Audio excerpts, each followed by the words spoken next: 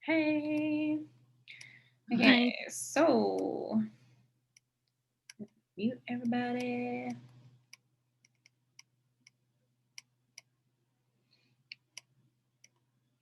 So if you have any questions at any point during the talk, you can put them in the chat box below, just like type it, and I should be able to catch it.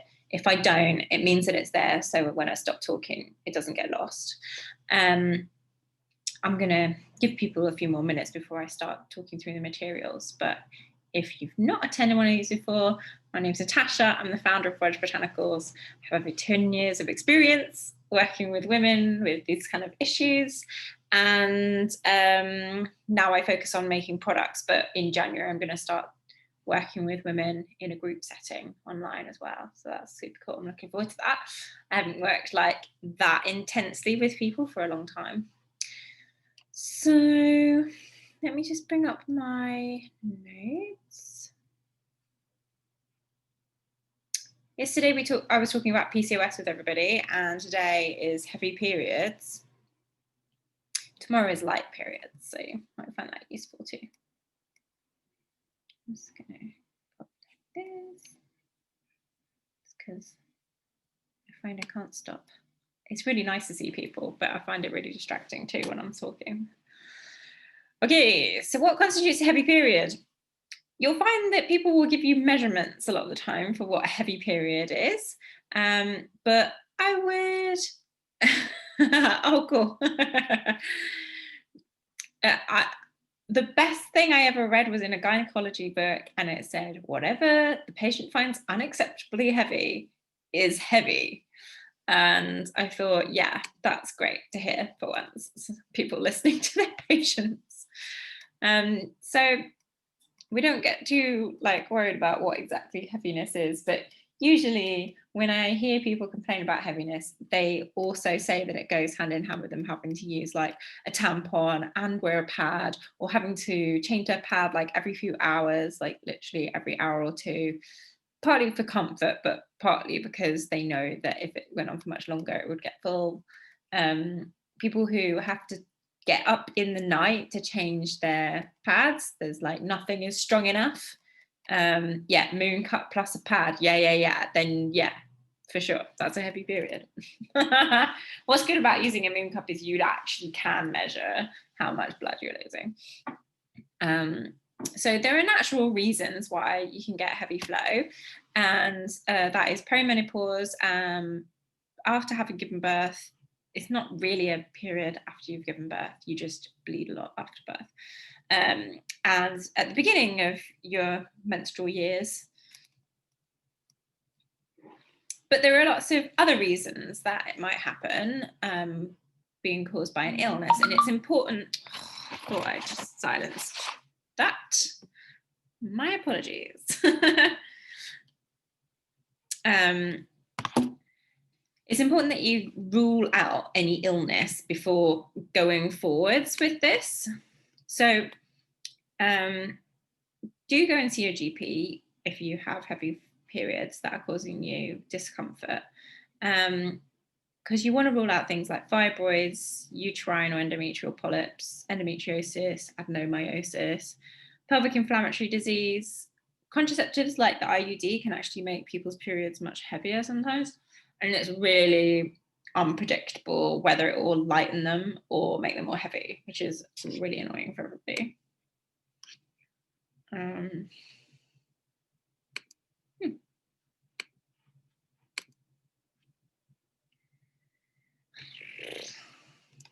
One second, sorry. Right. Yes. Okay. Sorted. Abnormal prostaglandin ratio can create the problem. We'll talk more about that in a second. Anemia, coagulation defects, hypothyroidism, liver disorders, blood disorders, and adrenal disorders. So not necessarily is it coming from within the womb. It might be coming from another endocrine gland. It might be coming from how your blood works, how your liver works, how your adrenals are working.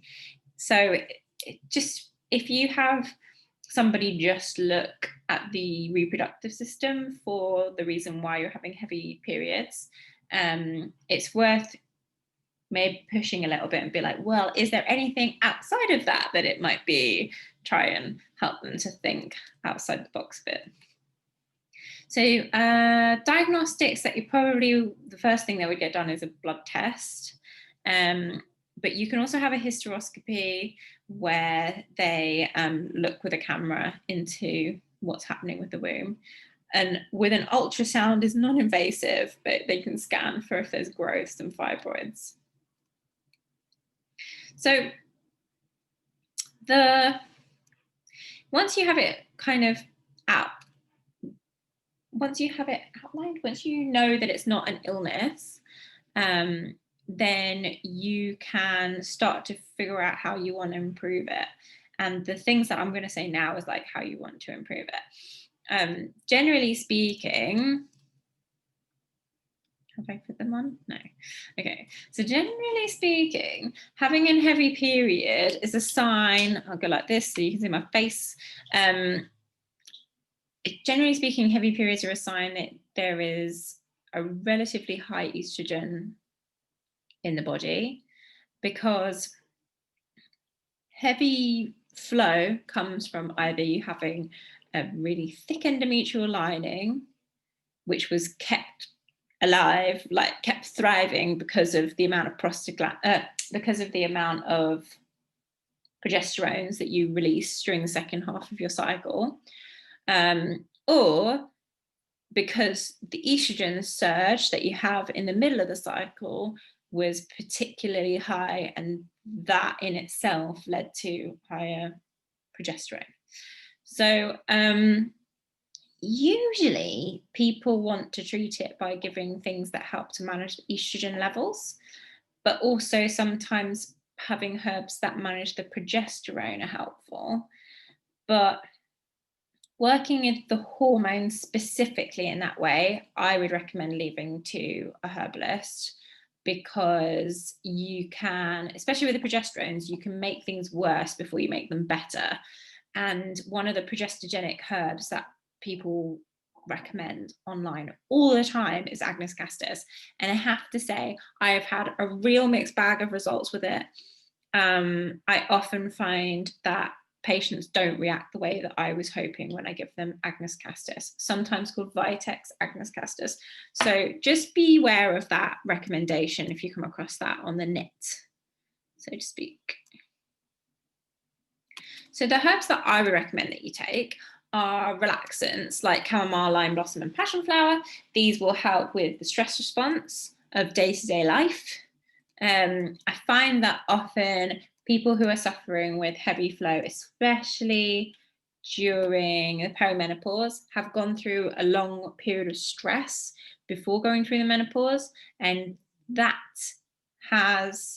is more likely to show how harshly you will experience the menopause, is how much stress you went through the year or two before beginning perimenopause. So stress is really important for heavy flow. I would recommend supporting the liver. If you support the liver, then you indirectly help yourself to excrete excessive hormones of any kind. So it's good to really increase the rate at which your liver gets rid of hormones, for which you want your bitter herbs like dandelion. But if you have had a lot of medication, drugs, or alcohol in the past, then you might want to use milk thistle to help the liver recover. But I like marigolds and dandelion root as bitters for helping the body to process these hormones faster. Marigold is especially nice because it's also a mild phytoestrogen. And what's good about phytoestrogens is that they're not so tricky to work with as the progestogenic herbs. What's nice about phytoestrogen is that they are about 10 times less potent than the estrogen our body produces. So if you take them, if you don't have enough estrogen in the body already, by taking them, you will increase the amount that you have. Equally, if your estrogen in the body there's too much of it, or you're too sensitive to it, the phytoestrogens will take up the spaces. So like messengers sit in like keyholes, like keys into keyholes. If those spaces are already taken up by phytoestrogens, then the estrogen your body is creating won't be able to be received, and the liver will process it before it gets a chance to, which means that the net effect is that it balances estrogen one way or the other. So phytoestrogens are much easier to work with, and you can get food sources of phytoestrogen like alfalfa, soy, and some other ones that I can't recall off the top of my head, I'm afraid. But marigold is a lovely one to work with because it's also bitter. Then you have anti-hemorrhage herbs. So this is going to help in the short term to stop you bleeding as much. You can take it whilst you're experiencing a heavy flow. For this, I usually work with raspberry leaf or lady's mantle. They will both work like within 24 hours of you starting to take them. I had a patient once who was in the perimenopause, and she had been bleeding 15 days straight when she came to see me. And I was like, I don't know if this is how quickly this is going to work. I've never had somebody experience this. And she took it for 24 hours and never had a heavy bleed again. I had another patient who was going through the perimenopause and having heavy bleeds, and they were like inconsistent when they would happen, and then they would be really heavy and make her really faint.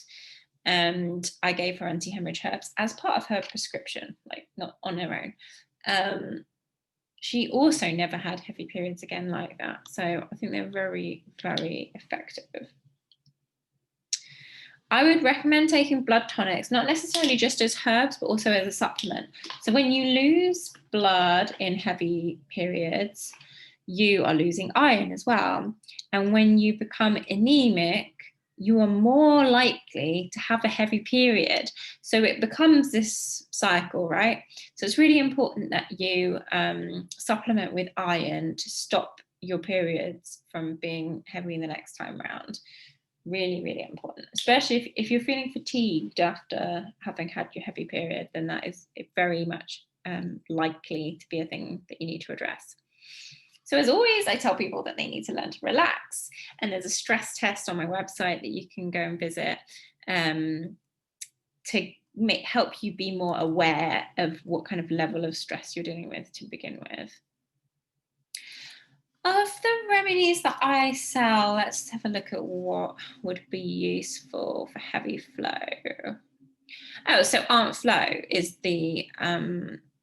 is what I designed it for. I designed Aunt Flow for heavy flow. It's a drinking chocolate made of raw cacao, and it has raspberry leaf and nettle powder in the same ratio, so that you are having a medicinal dose, like the same amount of herb as you would if you were taking a tincture or having a cup of tea. It's very strong in the herbs, and you can really taste it, and it's up to you, because it's just got those 3 ingredients. It's up to you how much you want to sweeten it to make it more sweet. If you've ever had 100% cacao chocolate before, then you'll know that it is incredibly rich.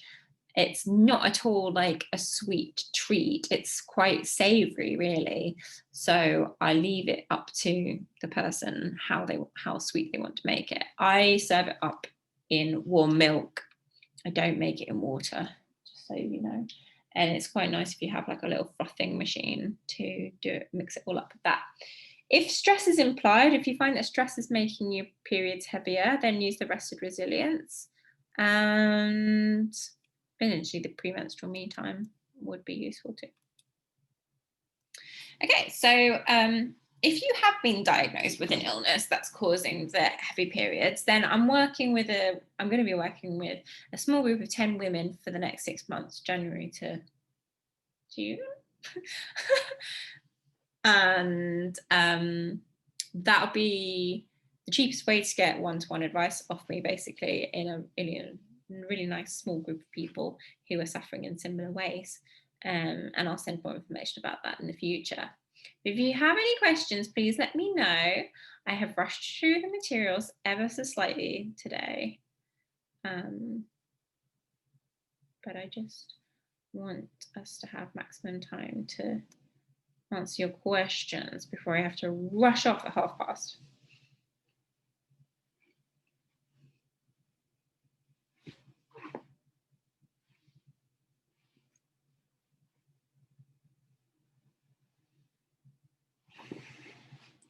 So if you're working with things like, in fact, most of the herbs that I've recommended, it's a really good idea to take them every day of the month for 30 days in order to really see an effect on the flow of the next one. So for taking a medicinal tea, you'd want to have a heaped teaspoon of herb material, cover it with boiled water and let it simmer for 10 minutes before you drink it. And you'd want to have 3 cups a day for a medicinal dose. So that's quite a bit of tea. And you're going to be doing that for 30 days in order to see if it has an effect on the next period. People often forget that, like, what you did for the last 30 days is what you now see as your period. Your period is the result of the last 30 days.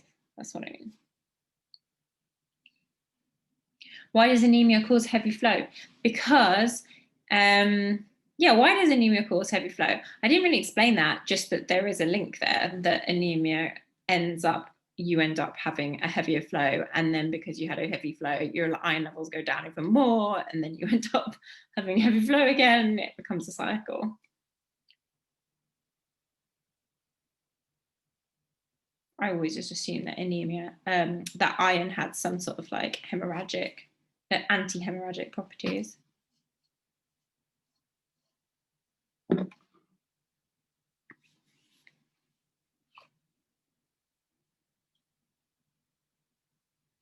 if you wanted to research it more, Annalisa, I've got a reference for you. It's from Ruth Tricky, and then she'll have a reference for where she got it from.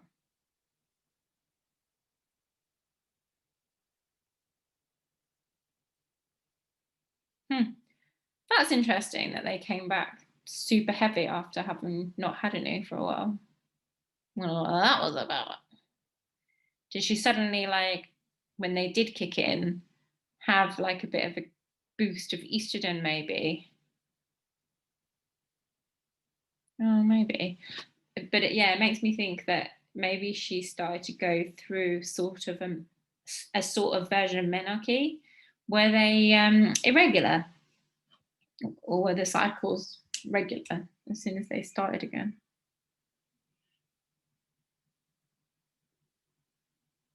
Oh, Haley, yeah, nettle infusion, like a really intense nettle infusion for anemia is really intense.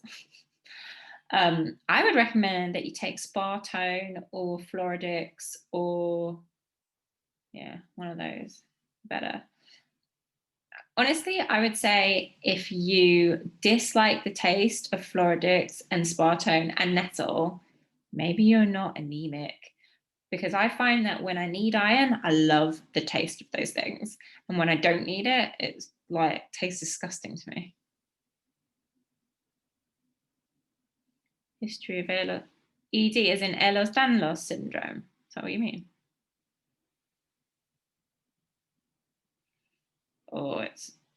Oh, eating disorder. Right, yeah.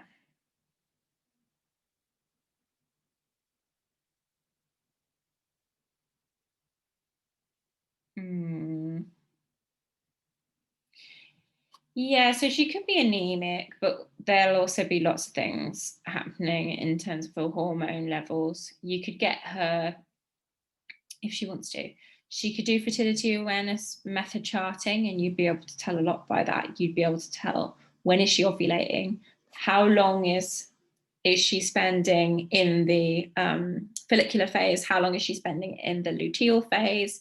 That would give you an idea of if she's producing a lot of progesterone or not much progesterone, because if that second phase is shorter than the first phase, but significantly, then you know that the progesterone isn't very much.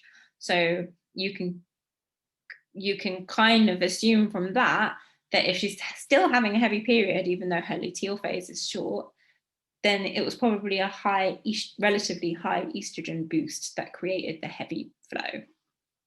Getting quite theoretical, but this is what I would think.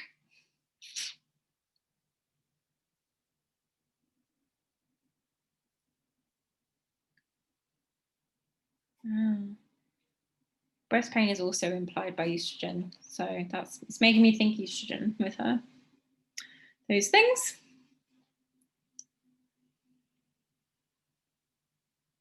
But that's great that you work with stress and then her periods came back. That's wonderful that you managed that. I've had patients who came to me with amenorrhea and they never came back, mostly because I couldn't get them to stop being stressed because they just couldn't see that they were stressed in the first place. And that's the hardest thing, getting people to see that they're stressed in the first place. Whew.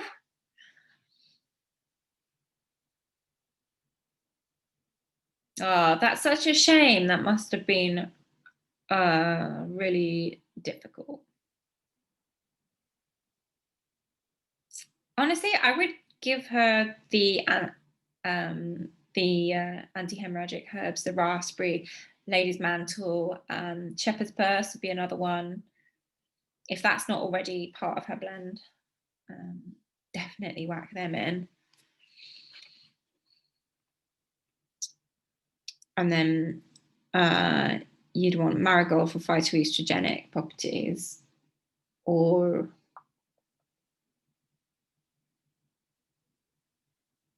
I wonder about black cohosh. I wonder about sage. No.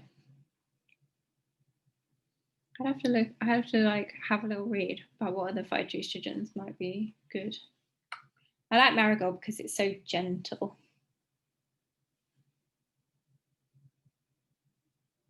Is there any more questions? Did that answer your question?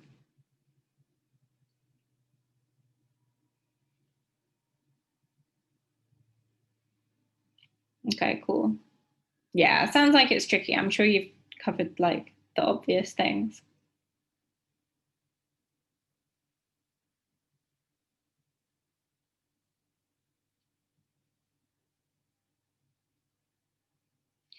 Okay, so I'll load up this recording just like the rest of them, and I'm going to send them all out on Saturday to, so people don't get a daily email from me with the recordings. I thought that'd be a bit annoying.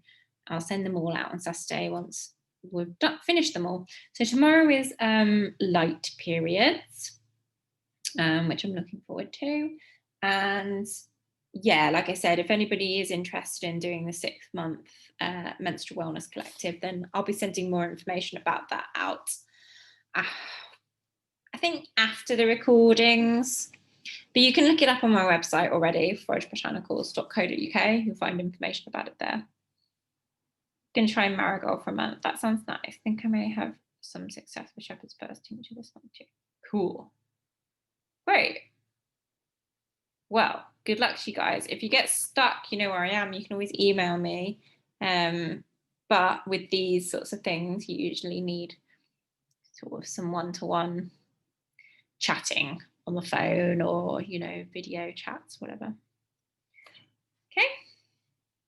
Well, thanks for joining. It's 6 o'clock again tomorrow, but if you can't make it, there'll be a recording, so don't worry. If you need to go do some Friday celebrations, it is nearly Christmas after all. Have a nice evening. Bye.